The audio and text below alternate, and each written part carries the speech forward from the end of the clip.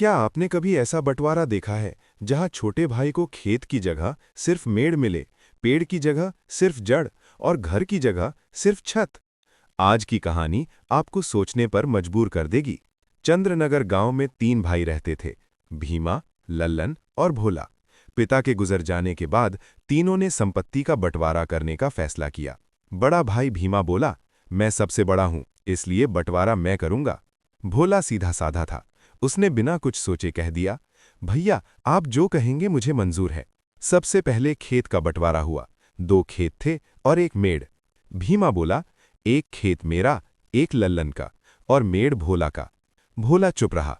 अब बारी आई आम के पेड़ की, 2 डालियां और एक जड़। फैसला हुआ, डालियां हमारी और जड़ भोला की। फिर घर का बंटवारा हुआ, 4 कमरे और एक छत। 2 कमरे भीमा के, 2 लल्लन के और छत भोला की।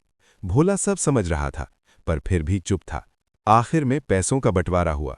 सारे अच्छे सिक्के बड़े भाइयों ने रख लिए और भोला को मिले सिर्फ 4 पुराने बेकार सिक्के। इतना ही नहीं, उसे घर से भी निकाल दिया गया। भोला और उसकी पत्नी पद्मा एक छोटी सी झोपड़ी में रहने लगे। मजबूरी में दोनों मजदूरी करने लगे। दिन रात मेहनत, लेकिन जिंदगी मुश्किल। एक रात पद्मा बोली, जो हमारा है उस पर हमारा हक है। उस रात उन्होंने खेत की मेड़ तोड़ दी, पानी बह गया और फसल बर्बाद हो गई। अगली रात उन्होंने आम के पेड़ की जड़ काट दी, पूरा पेड़ गिर पड़ा। गुस्से में दोनों बड़े भाइयों ने भोला को पकड़ लिया और उसे राजा के दरबार में ले गए। राजा ने सब सुना और कहा, जिसे तुमने सिर्फ मेड़, जड़ और छत दी, उसी ने अपने हिस्से का इस्तेमाल किया। लालच इंसान को अंधा बना देता है और अन्याय ज्यादा दिन नहीं चलता। सीधे बनो, लेकिन कभी भी बेवकूफ मत बनो।